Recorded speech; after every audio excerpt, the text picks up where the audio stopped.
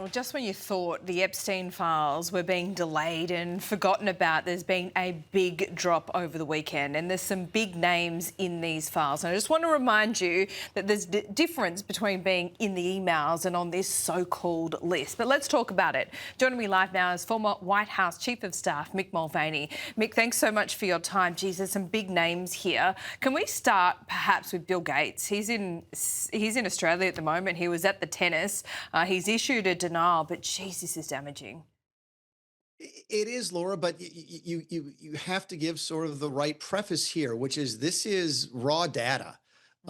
Just because something is in the file doesn't mean it's necessarily true, and that's what a lot of folks are saying, is that anybody can say anything about anybody these days, Yeah. and they do, and now it's end up in the file. So we have to be very careful about jumping to conclusions. That being said, a lot of the information that has come out, or at least some of it is contained in sworn affidavits by alleged victims and so forth. So you probably give that a little bit of credit, at least if someone's willing to sign an affidavit.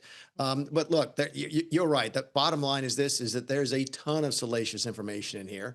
Several million documents unloaded, as typical on a Friday or a Saturday. A news dump going into the weekend to try and lower its profile. But the bottom line is it's going to be weeks, and that's not an exaggeration, before people go through all of the documents that were unloaded this weekend. And if you believe folks at the FBI, roughly half of the documents remain unproduced at this point, so there could be more in the future. Wow. Okay, interesting. I wonder how they are dividing it up in terms of what is released and what isn't. But what is clear to me at the moment, there's so much interest in this, and there's a lot of guilt just by association of Jeffrey Epstein, because now we have all of this hindsight, right? But what strikes me is the amount of sucking up to Jeffrey Epstein that these powerful people were willing to do, even after he was convicted of these sex offences, is just baffling.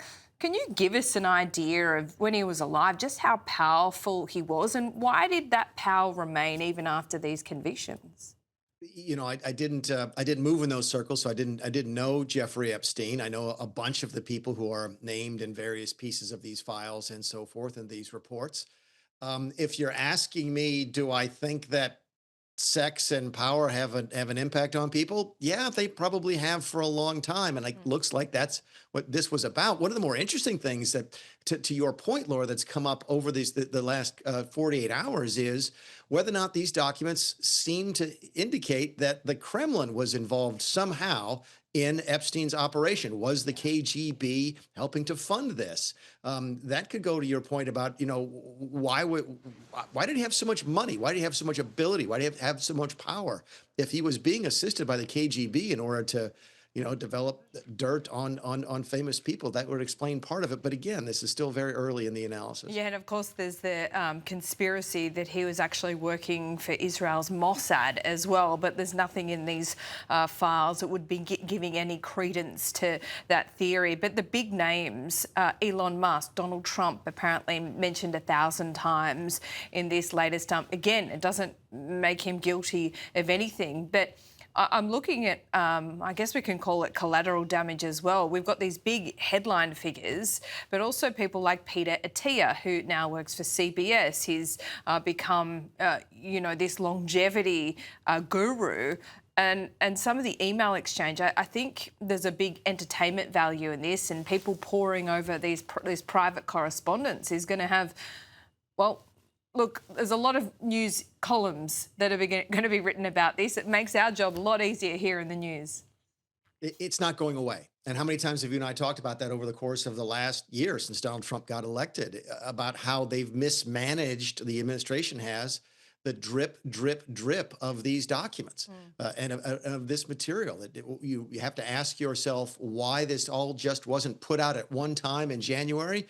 Pull the Band-Aid off and let the chips fall where they do, as opposed to providing this constant new feed of this salacious material that people will eat up. There's no question. Look, there's a reason tabloids are as successful as they are. People love reading about this stuff. And it is absolutely going to be a distraction for Donald Trump. There is no question, a distraction for the Republicans. Don't get me wrong. There's Democrats in these files as well. This is a purely bipartisan, a true bipartisan Oh, sort totally. of endeavor. But Donald Trump, being who he is going to have to face a lot of questions for the next several weeks until the next dump comes out. Yeah, there's some mutually assured destruction here, I think, as well. The former Prince Andrew, I mean, how, there's nothing particularly incriminating in these new photos, but given the history and the fertile ground there, for want of a better term, this is, even more damaging for him. It just kind of cements the view that people have on him in the first place. You talk about the political ramifications of this, particularly for Donald Trump. I want to talk about this seat. I think it's a Senate seat in Texas, Mick. This is safe red territory, and it's just been won by a Democrat. What's going on there? It doesn't get any safer than this for the Republicans. This was a state legislature, a state Senate seat. So this is not somebody who would go to Washington, D.C. This is someone who would go to Austin and participate in the state Senate. But this is a seat that Donald Trump won by 17 points a year ago. And the Democrat just won by at least 14. They're still counting some votes, but they're going to win. It's more than a 30-point swing. Wow. Now, listen, I know Republicans will get on and say, oh, these are special elections. You call them by-elections, and they're special for reasons because the turnout is very low. I have news for you. Everybody who loses a special election they expect to win says the same thing, which is they don't count.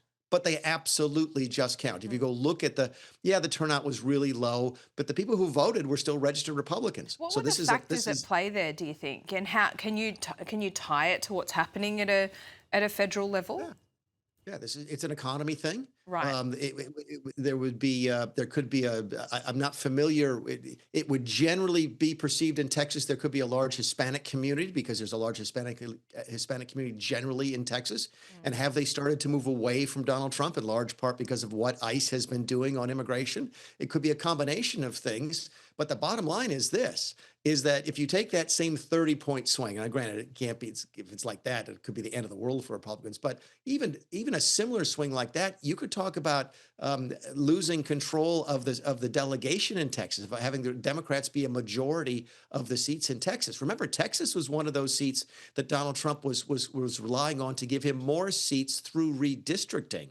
As he goes into the midterms, and it could end up backfiring on the Republicans if the other candidates perform as badly as this Republican did. So no, look, this is a bombshell in our business. I know it's a seat no one has ever heard of, but when you see somebody move 30 points within a year, that gets people's attention. Yeah, it certainly does. Mick, I just want you to be a film critic for just a moment. First of all, maybe you don't have the ability to be. Have you seen Melania?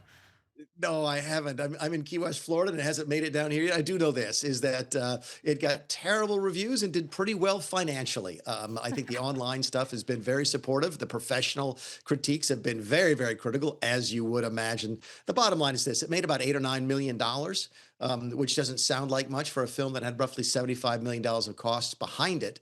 But that will make it, I think, the second best documentary in the last 10 years and one of the 5 or 10 best openings for a documentary in history. So again, how you feel about the movie, I don't have to see it. It probably tells me a lot about how you voted. If you voted for Donald Trump, you're going to love it. If you didn't, you're not. Well said. Mick, great to talk to you as always. Enjoy it down there. Here it's pretty chilly actually in Florida. Unseasonably so, yes. The iguanas are falling out of the trees here. It's so cold. Are you serious? Yeah, that happens here. Wow. Okay.